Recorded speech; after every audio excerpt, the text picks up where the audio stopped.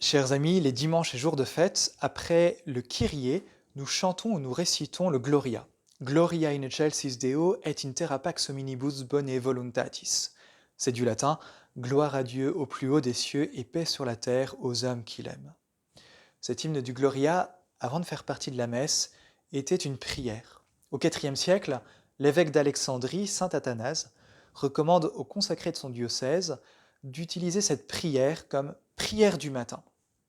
Plusieurs fois, on m'a demandé qu'est-ce qu'on pouvait utiliser comme prière du matin, et c'est vrai que le Gloria remplit très bien cet office. Tout d'abord, le Gloria est une prière d'éveil. Le matin, nous nous réveillons, et en chantant le Gloria, nous louons le Seigneur, nous nous éveillons à Dieu, nous chantons sa gloire. Ensuite, le Gloria est une prière très complète, puisqu'on s'adresse à Dieu le Père, à Dieu le Fils, à Dieu le Saint-Esprit. C'est une prière trinitaire. Et puis c'est une prière où nous demandons au Seigneur le don de la paix et paix sur la terre aux hommes qu'il aime. En aimant Dieu, nous recevons de lui sa paix pour bien passer notre journée. Ainsi donc, le Gloria est une excellente prière du matin.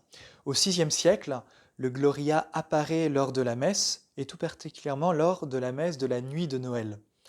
En fait, le Gloria reprend dans ses premières paroles l'annonce aux bergers de la naissance du Messie. Les anges, c'est dans l'Évangile selon saint Luc, disent aux bergers et chantent la gloire de Dieu, gloire à Dieu au plus haut des cieux et paix sur la terre aux hommes de bonne volonté.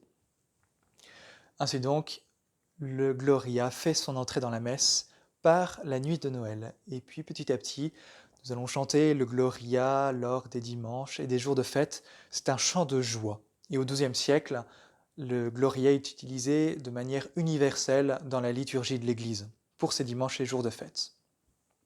En chantant le Kyrie et le Gloria, finalement nous avons un peu les deux grands sentiments qui peuvent habiter notre cœur durant la messe. Avec le Kyrie, nous crions vers Dieu, nous reconnaissons que nous sommes tout petits et que nous avons besoin de son aide.